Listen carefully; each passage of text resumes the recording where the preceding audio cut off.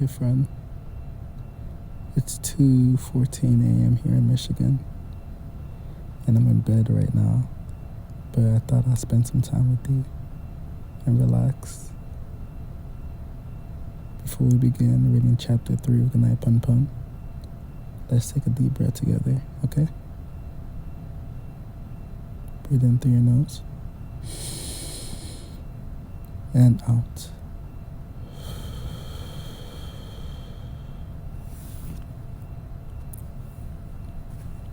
Eee! What is the matter, Mr. Mori?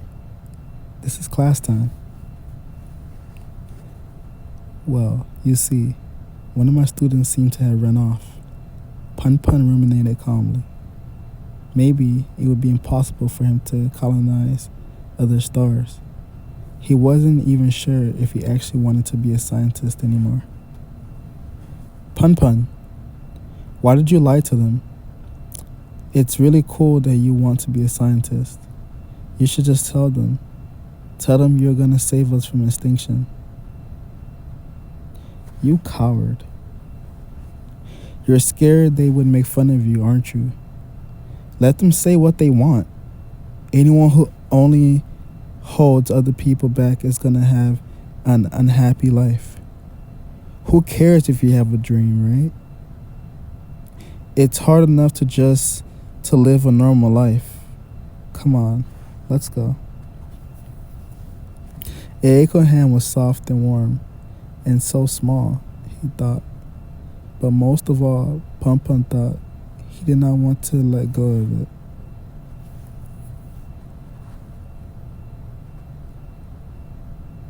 A single thought raced through PunPun's head. I might not be able to rescue everyone from extinction.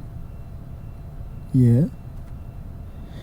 But at the very least, I want to save you from that fate. Why? Because I love you.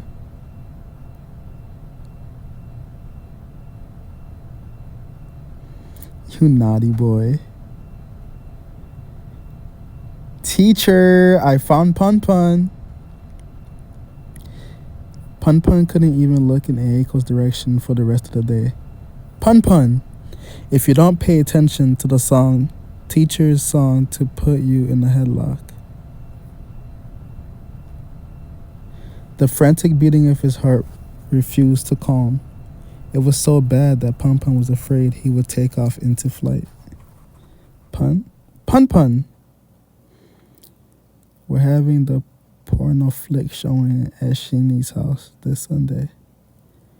Well, I think I should be going now. I do have a meeting with a lawyer to see, too.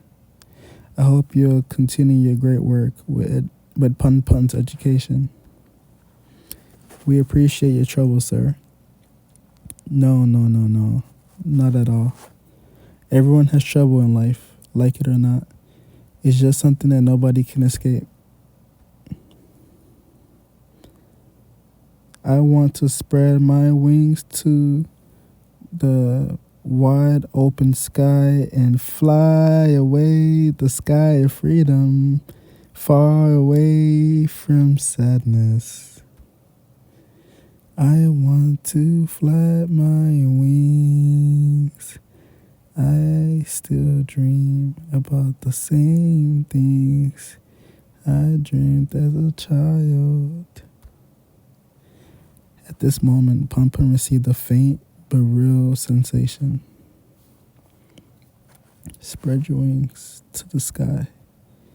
Of course, as he was just a child, it was absolutely new to PunPun. But he felt that he might be fated to end up with Eiko. Good night, friend. Sweet dreams.